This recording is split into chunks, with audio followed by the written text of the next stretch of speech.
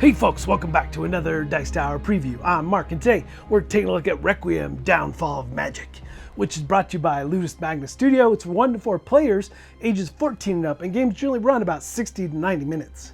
Requiem, Downfall of Magic is a game that will immerse you in an adventure where you will have to work together with your companions to reach an epic ending and perhaps an epic boss battle. Together you explore mysterious locations, face enemies, and make decisions that will change the course of your story. The goal of the game is to complete the missions that run through the campaign, fulfilling each mission's requirements step by step to advance through the chapters of the story. Each chapter has a narrative section that will introduce the players, you, to the mission requirements, which must be fulfilled by exploring the modular map and fighting enemies. You will also be able to make narrative choices that will determine the course of your story through sections in the discovery books, making each game unique and uncovering all the secrets about the main characters in the story of Requiem, Downfall of Magic. A co-op dark fantasy adventure set in the Nova Aetas and Black Rose War universe, where you will lead 4 heroes across the Empire and halt the spread of darkness. Do you have what it takes? So yes, this is a highly narrative game, and it really has that choose your own adventure feel to it. Now you have chapter books, and you have this amazing book easel that you can put these on to track where you are and so forth. But what's neat here is that the chapter books are going to lead you through the current adventure, give you some setup, story. There might be some specific rules there. It'll tell you what you need to do to achieve victory and what the setup of the map is, and you can place that all here. And it'll also show you what type of cards that you're going to be putting into play when you do explore and things like that. Now also there are discovery books. Now the discovery books go along with discovery cards, and at certain points in the game as you explore you'll find cards that will lead you to the discovery book, which this becomes a real narrative choose your own adventure aspect of the game. You'll have several options. Maybe you're standing in an area and you hear voices, and maybe you're going to try to listen closer, or maybe you're just going to try to walk away. Things like that. Lots of different options in this book and where it might lead you. It might lead you to a card in the card decks. Now, there's going to be a series of these books throughout the campaign, and this is just a small sampling that gave me. Now, I'm not going to try to dive too much into the story. I'll show you a couple snippets here of these books, but they do add a lot of flavor, a lot of narrative, just truly that choose your own adventure book, which is something I loved as a kid. Choose your own adventure books. And this game just makes me feel like I'm in that type of world, and I really am choosing my own destiny. So setup here is going to be variable based on the chapter that you're playing. Now, of course, there's characters, yes, and even in a solo game, you're going to be playing 4 characters, so keep that in mind. And here you'll see these character boards are really fantastic. They're recessed, so you'll have nice places for your tokens and so forth, but you have action tokens. This is how you perform all your actions in the game. You've got areas for medicine as well as potions, and you have a limited number of those you can carry. At the top you have your health and you have your focus, and focus is something you'll be using frequently in the game, and you can also gain it back when in combat and so forth. Also, you have a series of combat dice that are specific to each of the different characters, and each of the different characters have their own banner and class that they're going to be part of, which makes their skill cards, which you eventually can get in the game when you level up, gives you even more options and abilities. Now, one of the really neat things about characters and basically how their stats work is that you have level cards. And obviously through the course of the game, you'll be leveling up. But these cards really kind of dictate your stats. They show your starting health, what your focus is, how many skill cards you can have, how many different types of item cards you can have here, and then how many action tokens you have, and you'll place those on your player board like I said. Now, action tokens are great. As you spin them, you just flip them over to show they've been spent. And one of the really neat things about this game is the fact that as you play, it's not a turn-based thing where I perform my actions, you perform yours, and move around the table. No, you're fully interacting with the world and each other, performing actions as they make sense. You also have your miniature for your character, which is phenomenal. They do such a good job with miniatures in all their games. I just love the detail, even in prototype form. Also, your characters will have their own character card. Everything fits nice into your player board as well for this, but your character card will show the distribution of tokens. And what does that mean? Well, how you're going to spend them for your main actions. Sometimes the characters will have either or type options on which type of token to spend. It just gives you some interesting ideas about how you might spend them. Other characters are more limited, so you need to keep that in mind as you use them and utilize them in certain situations. And of course, all the characters are going to have unique special abilities at the bottom of the card. And on the back of the card is a narrative about your character, giving you more insight into who they are and how you might use them. Now, I love to talk about player aids, and they do not disappoint for this game. You can literally play the game from this aid, just really fantastic.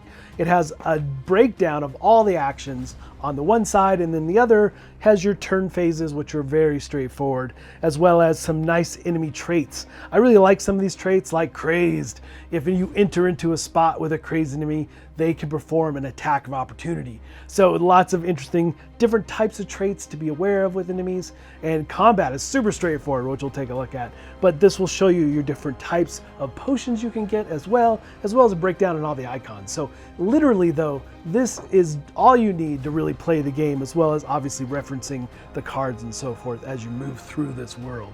So with all that said, I feel like they've really streamlined this system for making it a fully cooperative experience. Not like, hey, I'm gonna do this if you do that. Instead, it's you using your actions and combining them with someone else's at the same time in order to perform the best actions needed for the scenario or the enemy, whatever happens to be going on at that moment. And obviously some of the main things you're doing are like moving or running, fighting, and obviously exploring, because that's one of the big things. At least in this scenario, your primary goal is to explore. So the different chapters and different options that you're gonna have through the campaign may require other things, but I like this one as a starter introductory to get your feet wet in the game for sure. Now, there's lots of neat directions this game can go. So as an example, let's explore tile. You use a walk action, flip over a token, the matching token for whichever character, moving onto the tile and flipping it over. Now, to explore it, that's another action. And so you'll take your banner token showing that you have explored this spot. Now, there's two different decks of cards for this based on the setup of this particular scenario.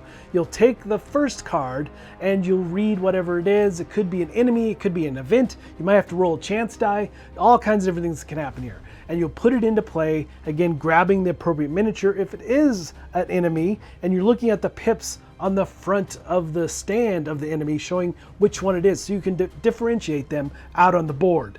An explorer could also lead you to the Destiny book.